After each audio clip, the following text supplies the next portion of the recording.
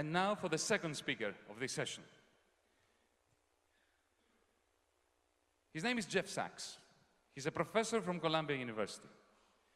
He is one of those few public intellectuals, economists, who have been engaged with Mephistopheles for many years in a tussle to the death and did not come out compromised.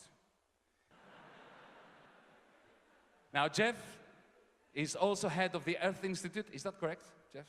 At Columbia University. And he's traveling the world in order to educate governments and effectively populations across the planet about the importance of sustainable development. And he was going to talk to us about what we need to do in Europe and what DiEM needs to push forward in terms of sustainable development globally and in Europe. Jeff Sachs. Oh my God, this is really good. And I'll tell you why it's really good. When you're an American these days, you go around the world, I'm sorry, I didn't vote for him. Yes, he's a madman. You spend most of your time, but tonight it's Franklin Roosevelt, yes.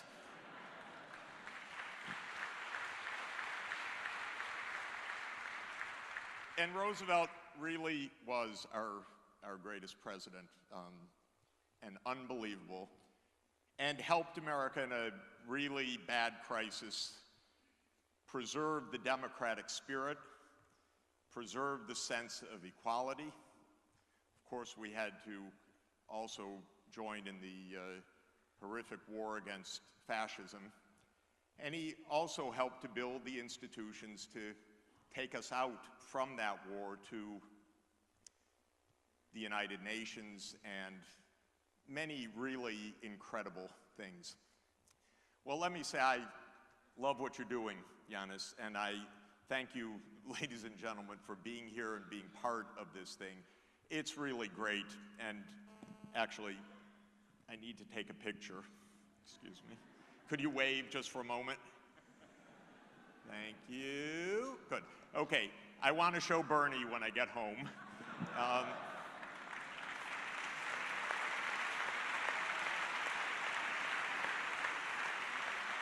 Now, on the question, is the European Union worth saving? Oh my God, don't even ask. You better save it.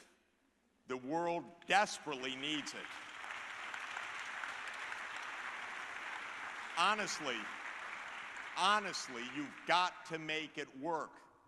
It is the most important political invention to be made right in the whole world. And I don't say that casually. I travel all over the world, wherever I am, I say, I love you. But I really love the European Union. Honestly, not only, obviously, was it the project to stop war within Europe, but the European Union is the place on the planet that is closest to the vision of sustainable development. It's the place that best, not perfectly, in fact, with a lot of crises, but comes closest to combining prosperity, fairness, and green. And in the United States, we don't even come 50th on the fairness and the green part right now. We need the voice of Europe. And Europe does all of that with an incredible and firm commitment to democracy and to human rights. And so it's the place we desperately look to show that this can work.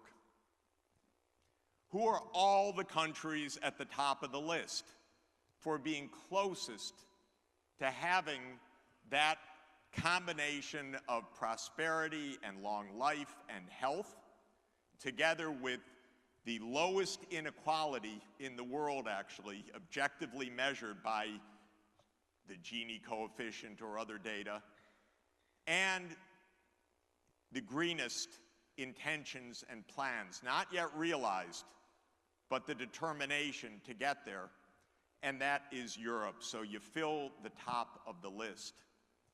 You just have to get moving, and that's the beauty of what this initiative is.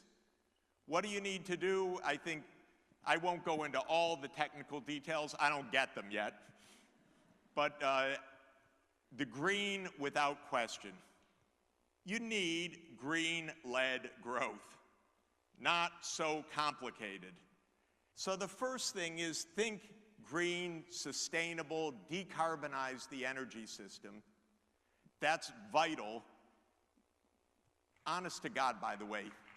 By the way, China's done something really good, by the way. Their One Belt, One Road policy says, let's unite Eurasia with grid, with transport, with connectivity, with fiber.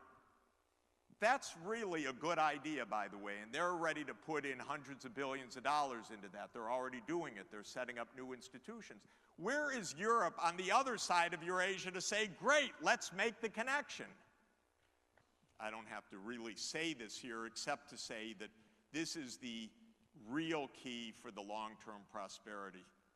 Smart and a lot of investment in R&D and turning our new technologies into green and smart systems that can work for everybody. And Europe, take a look at the most recent rankings of universities. Of course, you fill the list.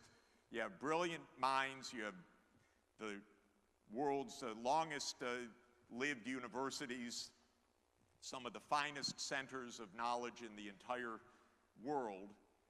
They are a ticket for helping us solve all these problems. So using knowledge, using innovation, making sure that in the Eastern European countries where patenting is very low, in Southern Europe where innovation is very low right now, that you build a European-wide innovation system. That's going to be prosperity across Europe. And then two more points, ladies and gentlemen. Where did the refugees come from? I don't mean did they come from Syria or Afghanistan, that we know. But why did they come? Okay, they came because of war. Where did the war come from? From my country. From the CIA, which first started to overthrow the Afghan government back in 1979.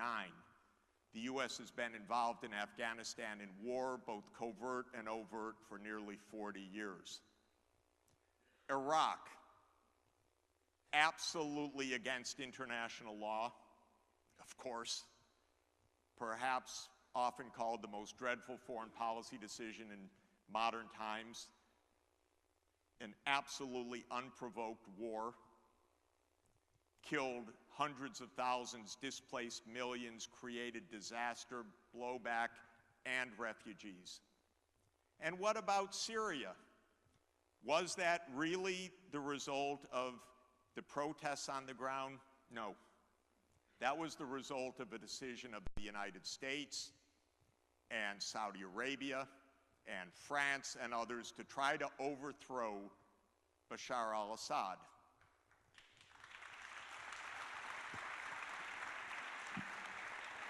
I'm not here to make a brief for Bashar al-Assad, but I am here to say that covert regime change is against the law and is an unmitigated disaster.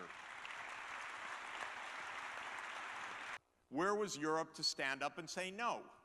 Well, some countries in Europe were cheering. That's a disaster. Most were not cheering, but most were completely silent because there's no foreign policy to speak of. So the idea that the only policy is to debate should we accept refugees or not is not right. The real policy is stop the wars that are producing them.